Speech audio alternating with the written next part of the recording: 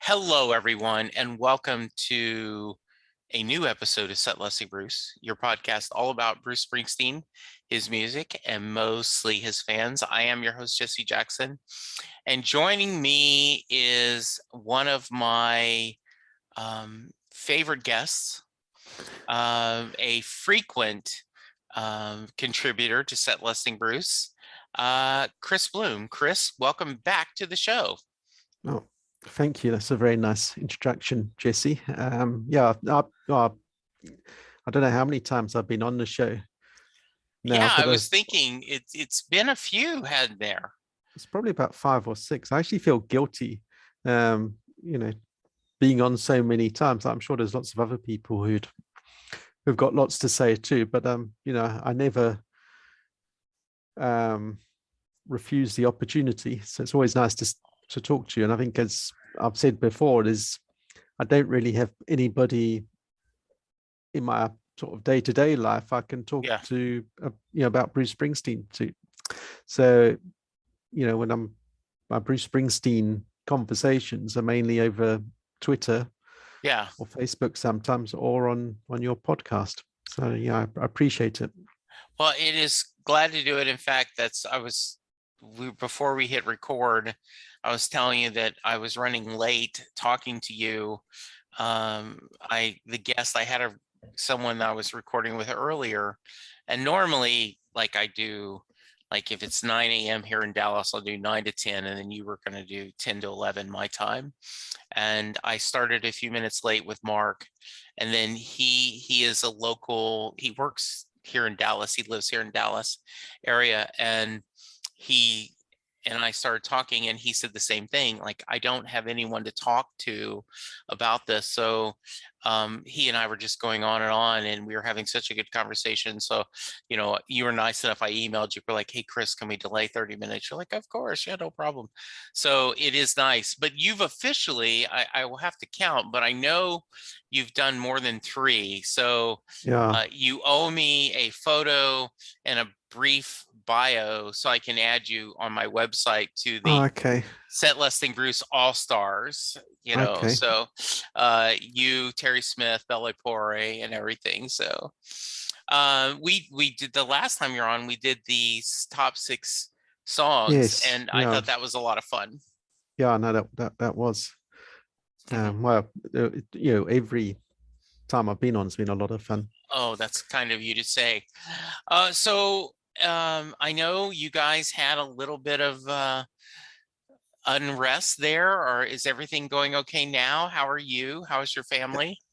Yeah, no, everything's well, almost getting back to normal. There was like I was saying before we started, there was some sort of civil unrest. It was without getting too political, I think there was a political drive behind it. Basically ended up with people looting every shopping center and every shop and warehouse they could get access to. And it went on for a couple of days, but and I think it was a culmination of A, the lockdown, B, what did I say? It was the lockdown, and also unemployment. There is unemployment and poverty, and I think all these things just added up to frustration. And it's not the first country that things like this have happened. They happened. Yeah. Well, even in the United States. Absolutely. If you look at January the 6th. That which was on another level. You mean that very quiet, just people touring the Capitol as they're tearing apart windows and stuff? Oh, it's crazy, Chris. So for those of you, this may be, every episode is someone's first episode. So in case they've never heard you before, tell us a little about yourself, Chris. Okay, I'm originally from United Kingdom, and I've came to South Africa in 1990 when I was 20 years old. It was part of I just planned to work my way around the world.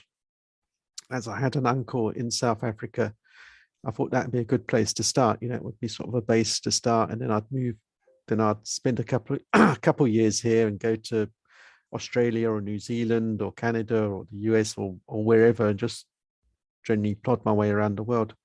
Um, and as you can see, I'm still in South Africa, so Yes, you are. I'm still at first base. Yeah. Um, yeah, so I don't think you realize until you do it how what a big moving country, especially sort of literally to the other side of the world is. Oh, Um, absolutely. and especially in 1990, there was no internet, there was no sort of easy communication. You just had international phone calls, which cost a fortune, or you'd write. You know, Yes. you'd literally pick up a pen and write a letter, which is how my you know Mm. for the first few years, well, first half dozen years probably, how I communicated with my parents. Yeah. Um, and it's amazing to think how from that now how we communicate, like how now we're I don't know how many, probably 10,000 miles away from each other, Yeah. and we're chatting like we're sitting around a table. It is amazing. And I always think about that. Like when we had um last month when we did the top 6 songs, right? We had you in South Africa, we had Ian in the United Kingdom, we had Bella in New York, Mark in Chicago area, me in Texas, um, all just visiting. And Yeah, it is I sometimes we all take it for granted, but it is a miracle and it's just really lovely. So you reached out and you said, Jesse, I've never done songs of your life. And I went, oh, well, this is a great excuse to have you on again because I always love talking to you. I always love catching up with you. So I'm excited to have you join me. So bear with me. In case you've not had a Songs of Your Life episode and not heard one, let me give you a little background. The sports station that I listen to here in Dallas would do the biggest show coming to town every week on their morning program. And this gave the host an excuse to talk about music. They would talk about what bands were coming in the next 7 days. They would play a little clips of each band, and then they would vote on which of the bands is the biggest act. Well, then when COVID happened, there was no tours and there was no music. So they started doing bands of your life, and they came up with 11 questions that you could answer. But for fun, they made it where you could only use one band at one time. So, band that you changed your life and band that you love could not be the same band. And Chris Jackson, my son, said, this is a cool concept, but you should figure out a way to make it more Bruce centric. And so I said, okay, well, why don't I do songs? And so the premise is there's 11 questions I'm going to ask Chris. The answers need to be Bruce Springsteen songs, but he can only use one song once. So you can't use the same song that you love, that changed your life, great to see live. They all have to be different. So as we get started, Chris, how much was this? Did you know your answers almost immediately, or did you do some shuffling around?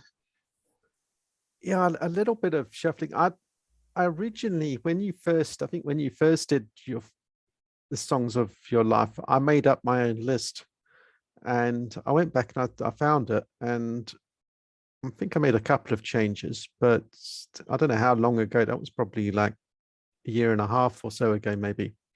But it's pretty much the same. And there's a few which I think, oh, maybe they could change, but it's like everything. You never, and like tastes change, don't they, from one day to the next, especially with someone like Bruce Springsteen, because he's got such a vast catalogue, such a deep catalogue of songs.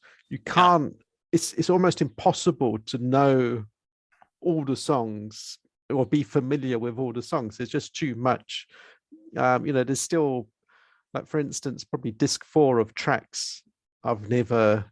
Well, I've played it, but there's still plenty of songs there which I don't really know. I've listened to Right. them and I'd recognize them, but I haven't really sort of delved down into the lyrics. So, with Bruce, it's almost, and he's releasing stuff all the time. He's Yeah. releasing concerts, and so there's really, unless you've got all the time in the world, I think Yeah. there's always something new to discover. I think we should be very grateful for the amount of stuff he does put out. It And really is. And they announced today, as we're recording this, or this week, excuse me, he'll be contributing to a soundtrack for this documentary about wild Mustang horses, which is just kind of crazy that that's coming up. So yeah, very nice. All right, so we always get the negative stuff out of the way first. Song that you hate, or if we want to soften it a little bit, song that you don't get. Okay, well, obviously A Night with the Jersey Devil would go without saying, really, but so Yes. I'll ignore that one, and just go for Ramrod, Okay. because I just don't get it. It's just one of these songs which seems to be sort of popular, reasonably popular. It's a reasonable regular concert song, and I love The River. The River is probably my favorite album, but that's one song, which I just don't get. Yeah, that is a song that I also am. I get people that love it, but some of them go crazy on it, and I'm like, really? Okay. So you won't get much disagreement with me on that. All right, song you think is overrated, my friend. Okay, this could be quite controversial. The Promise. Oh, really? Another one, and like, everybody raves about it, and I've listened to it plenty of times. Yeah. But I just don't. I can't. There seems to be no melody to the song, or not not one I can remember. It just doesn't catch me. Yeah. And it was highly. I remember when the album The Promise came out. Yeah. Everybody was raving about the fact that that song was being released. Yeah. But yeah, again, it just does nothing. Just does nothing Yeah. to me. Okay. Hey, I picked Jungle Land, so I set the Oh, bar. that really is controversial. Yes, that's really controversial. Yes. Absolutely. So let's flip that. What is a song you think that is underappreciated? Brothers Under the Bridges. Oh, okay. The one, not the first one that comes on tracks, because the other one is Brothers Under the Bridge, which is also a good song. But and this, obviously, it's pretty much the same tune, I think, as No Surrender. Right. But I think the lyrics, I've actually got the lyrics. Where do I put the lyrics here? Especially the last, from what I can understand the song being, or the theme of the song is that it's starts off, and it's the Brothers Under the Bridges refers to guys just hanging out, on a summer night and having a good time. And then in the last verse, I think maybe it could be semi-autobiographical, because when he says, "Well, now I hear a cry in the distance and the sound of marching feet come and gone," presumably that's his friends going off to war, when he didn't. He was able to, wasn't drafted. And then he says, tonight from up here on Signal Hill, I watch a young man in a red shirt walking through a night so still, put his jacket round his girl as the autumn wind sends a chill through the brothers under the bridges. So now the brothers under the bridges are the veterans who've come back from Vietnam and now down and out. Yeah. And he's saying there that that wind that brings a chill for the young man and with his girlfriend, that's just a minor inconvenience. He put his coat around his girl. But for the brothers under the bridges, that's that's the hardship they have, that's part of their life, which I will they're have having to what am I thinking of? What's the word? Yeah, well, that's the hardship they're having to put up with. Yeah, I will have to re-listen to that. That's really beautiful. And that always, that always gets me, that Okay. that last verse. Yeah. All right. Song that you love. Would be Incident on 57th Street. All right. Because it's just one of those songs, when it starts, it's a spine tingling experience. And it's almost, when we did the fifth tracks, I said it's almost like a movie, but condensed into one song. Yeah. So yeah, that would be, and I can listen to that one over and over again. It's one song I'll never get bored of. Okay. Good. But there's lots of songs I wouldn't get bored of, but I'm just Yeah, you gotta only pick one. That's the rules, right, Chris? No problem. That's the one. All right. So that's the next question. Song you can listen to over and over and over again. Thunder Road. Ah, nice. It's just, because it's just, I think it has to be his best song. And there's just there's so many parts to that song. It sort of touches every emotion. There's, yes. I agree. There's love, there's wanting to get away from it all. There's jealousy, uncertainty, pretty much every, and happiness as well. Yeah. But there's every emotion you can think of, he's put into that one song. It's, well, genius, literally. Yes, I agree. And again, every time you listen to it, it sounds like I'm listening to it for the first time. And I don't know how many, I must have listened to it thousands of times. Mm-hmm. That was a line Becky Hodges, who's been on the show, mentioned, that she believes that when you go to the afterlife, heaven, that you can ask God anything. And she said she would ask, how many times have I listened to Thunder Road? And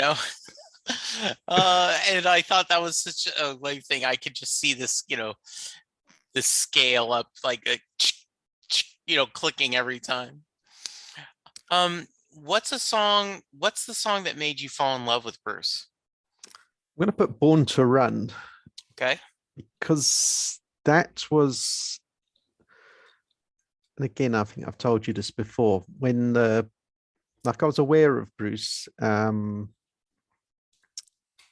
this was in the mid 80s, and then he brought out Born to Run as a single off the live 75 to 85. And they played it in the UK, they played it on the radio. Yeah. And I thought, wow, this sounds amazing. And I don't think I'd ever heard that particular song, because the UK radio used to be pretty much chart based. Yes. It wasn't much sort of retro stuff in those days. And you limited the amount of radio stations there were compared to today.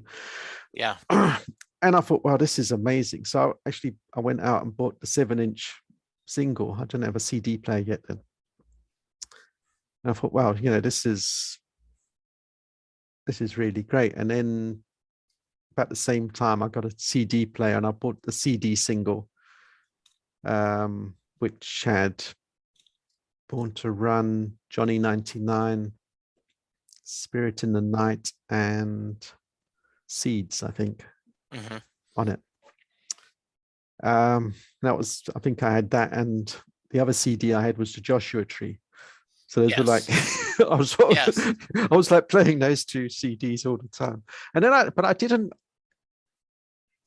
really, I don't know why I didn't just go out and buy more Springsteen stuff. That it was about 6 months later when Tunnel of Love came out, which leads me into the next song, I think, which is Song That Changed My Life. Yes. Is that the next? That's the next one. Is exactly. And I saw he was releasing an album called Tunnel of Love, and my favorite band at that time, and I've told you this before, but I just it's part of this story, is my favorite band was Dire Straits, and my favorite song was called Tunnel of Love. And I didn't know, now is this a cover of that song, or yeah, you're like, hey, wait, how do I know? So I went and bought the album and found out obviously it's not a cover. And I thought, well, this doesn't sound, I was sort of semi-familiar with Born in the USA. And I thought, well, this sounds different. It's not the Bruce Springsteen I was expecting. And then I just started listening to the album over and over again. And I can't really say which song grabbed me, start with me, but you'd listen to it. And your first thought is, well, that's not what I was expecting. But on the other hand, there's something there. I need to go back and listen to it again. And the more you do that, the more you just carry on listening, and you think, wow, this is brilliant. And then that was, after that, I went and bought Born to Run. Yeah. Then I bought Greetings, then the live album, then Darkness, etc., Yeah. until I had all the albums. And also, interestingly, well, I don't know if it's interestingly, but two of my favorite albums, The River and Dire Straits Making Movies, were both recorded at the same time in the same place. They were both recorded at the power station. I think it was the power station in New York. Interesting. And Roy Bittan plays keyboards on the Dire Straits album. I did not know that. Okay. Yeah. And I've always wondered, being sort of a fan of Mark Knopfler and of Bruce Springsteen, they must have met, but there's no, I've like searched the internet. I thought this must be a picture of them. I even sort of sent a tweet to Stevie Van Zandt. I said, when you were recording The River, was there any interactions with Dire Straits? But he never replied. So that would be interesting. It just like our two musical heroes. Yeah. What did they have to say to each other? So maybe it's out. The information's out there somewhere. Yeah. And they're also almost identically, almost the same age. I think Mark Knopfler's like a month older than Bruce. Interesting. Very nice. Anyway, so that was. Yeah. So specifically, the song is Tunnel of Love. Yeah. Yeah. Good. Tunnel of, seeing as that was what. Yeah. Exactly. Why I bought the album. Okay. What's a song that surprised you? This was the most difficult one. And I'm going to put Radio Nowhere, because when I bought Magic, which I only bought like 6 months after it came out, I think I bought it in the early 2008. It came out in 2007, I think. And I've ever since, again, I think I've said this before, but ever since I became a Bruce Springsteen fan, I thought his late 30s, this must be the end of his career. You just don't expect pop stars to carry on, past their 30s, or even Yeah, that seemed old at the time. sure. It sure does. And so ever since then, I've been thinking, well, surely what else has he got to offer us? He can't. Hmm. He must be at the end of his career. So I was no rush to. I thought, Yeah. what can there be? The Rising was very good. So I eventually got round to buying it, and I thought, wow, now they're sounding. It sounded so edgy and almost grungy in a way. That album, and I just wasn't expecting something, and very tight. And again, I think I said on a previous one, it's probably sounds sort of very REM. Yeah. That album. So I was just sort of surprised. I think it sounds more sort of contemporary than The Rising did. Sure. I could see that. And I think it's a tighter type of album. So that would be, at first I didn't. I think, what's this? It took me a few listens to sort of appreciate it. Okay, very nice. I know a lot of people don't believe in guilty pleasures, but that is the next question. What is a song that is a guilty pleasure for you? I don't think I could feel guilty about listening to any Springsteen song, but I'm going to put I Wish I Were Blind. Okay. Oh, nice. Because it's sort of Bruce channeling Roy Orbison. Yeah. I feel. Yeah. And I like a lot of people sort of criticize the Human Touch album, but I like quite a few songs on there, and that's one of them. So there's nothing really sort of groundbreaking, I guess, with it, but it's a good song. There are people who sell that period short. So absolutely good one. I ask this on most shows, but what's a song you wish you had seen live? Okay, I'm going to go, seeing as I've only been to one concert, I'm going to go for one of the new songs. And I think this would make an excellent finale in the last song. And I've never, to be quite honest, when I listen to Bruce concerts, the last few songs are normally like Shout or Twist and Shout, which I'm not that keen on, to be quite honest. I can understand Bruce wanting to sort of sing the songs that he wanted to, but when he wanted to be a rock star, he dreamt of singing Twist and Shout. And now he's getting so I appreciate that, but it's it doesn't really do much to me. I get that. Anyway, so I think I'll See You in My Dreams would be the perfect showstopper. That would and it's such a good song. And I agree. Also it makes me think of the first time I heard, immediately when I heard that, I thought of my dad, because I do dream of him. He's been dead 16 years now. And I just wasn't. It's one of those things that you don't expect, or nobody's been able to put into words that feeling of you actually spending time with that person in your dreams.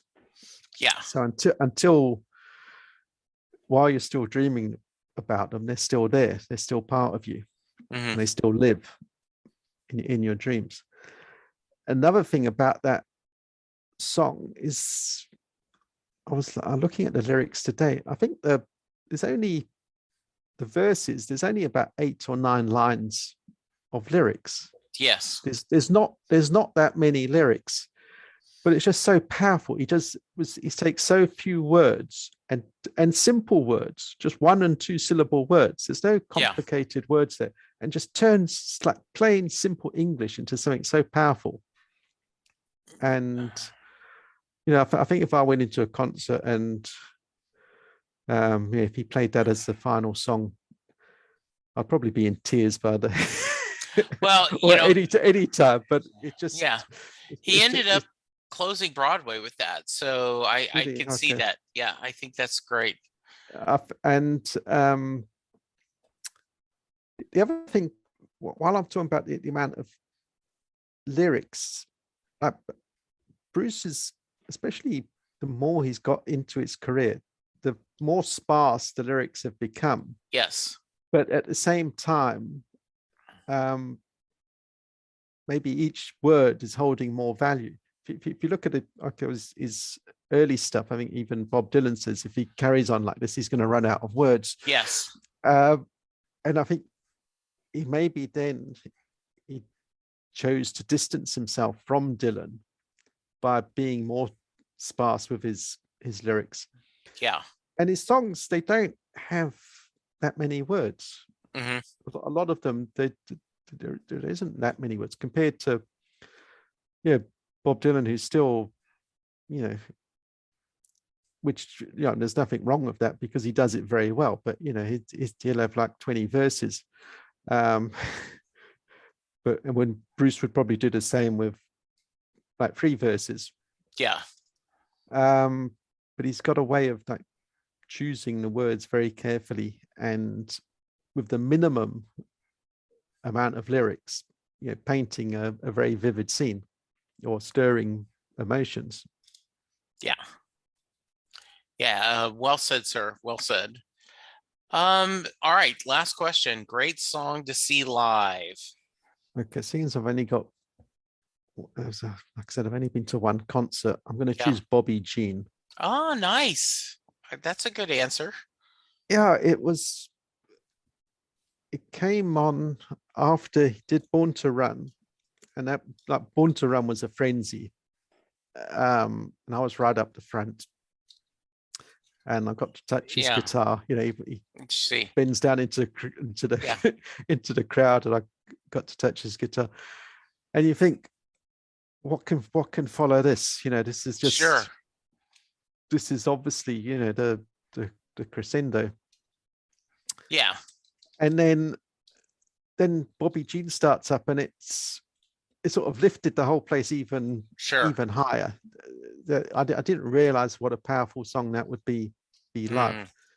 And it is a great song, and I always like rocking Bruce as opposed to, okay, there are a few good acoustic songs, but when the band's going full tilt, that's always the best for me. And that was great song, great choice. I love that. That's good. Good choices, my friend. Very nice choices.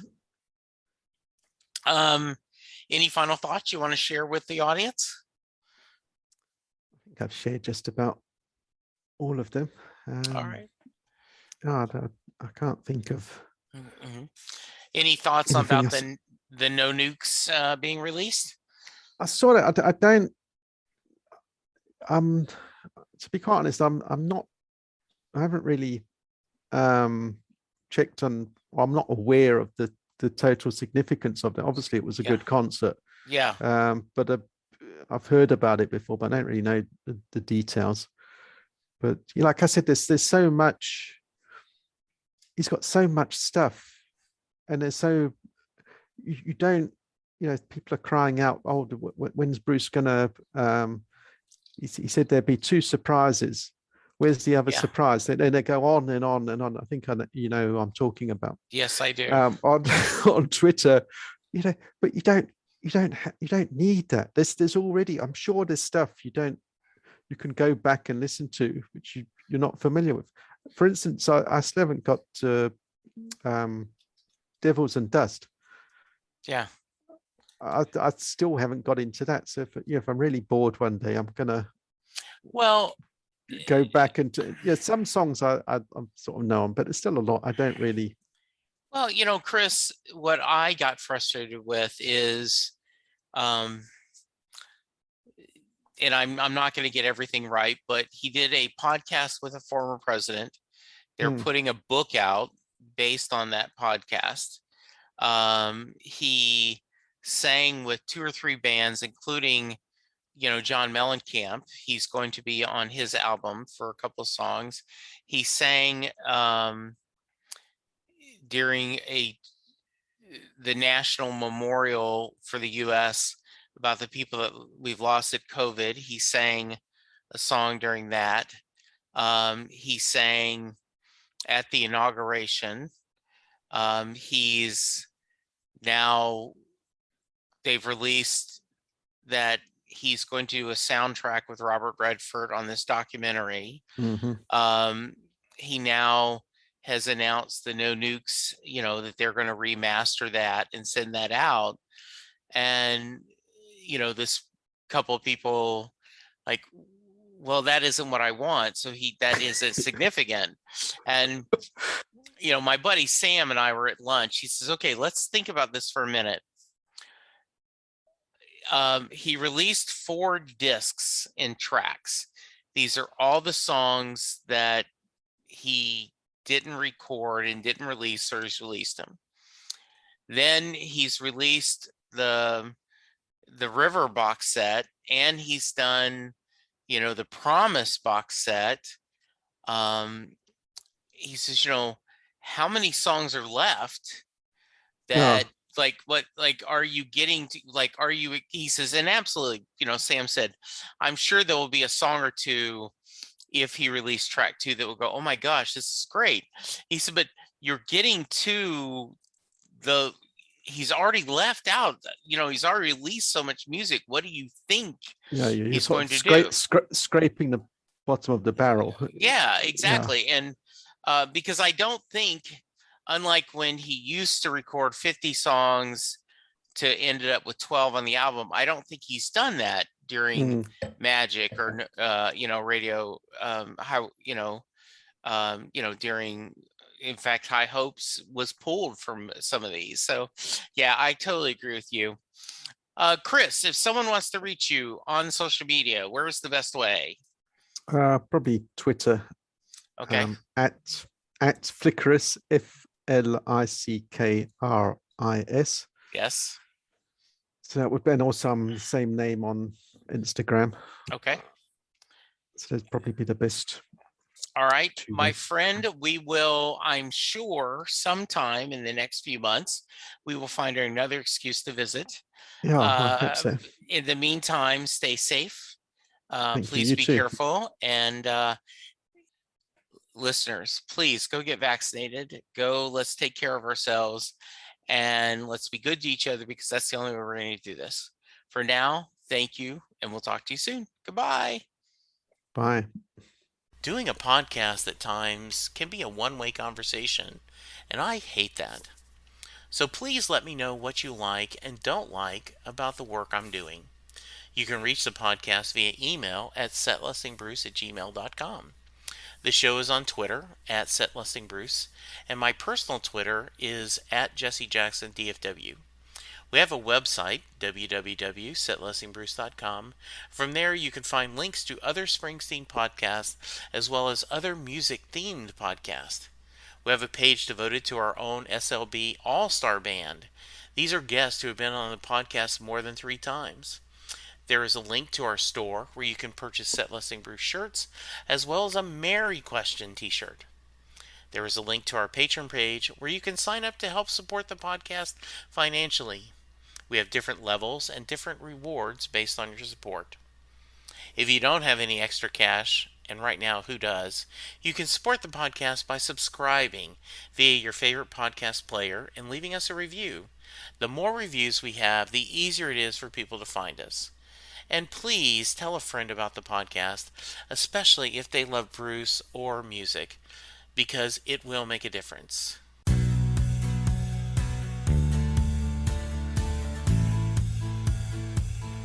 You just heard the fun talking, hard rockin', music loving, album ranking, fan thinking, joy spreading, lyric reading, story sharing podcast that is the one, the only, Set Listing Bruce. The theme for Set Listing Bruce was written by David Rosen, used by permission.